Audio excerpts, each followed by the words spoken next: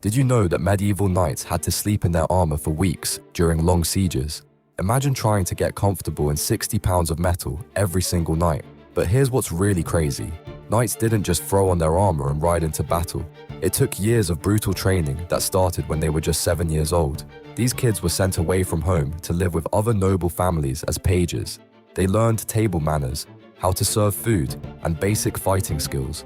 At 14, they became squires, and things got serious. They had to help their knight master put on that heavy armor every morning, clean weapons, and follow him into real battles. Many squires died before ever becoming knights. The final test was the hardest part.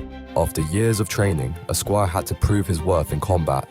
Only then could he kneel before a lord and get tapped on the shoulder with a sword. This ceremony made him a true knight. But even after all that training, most knights only lived to be 30 years old. Medieval warfare was deadly business,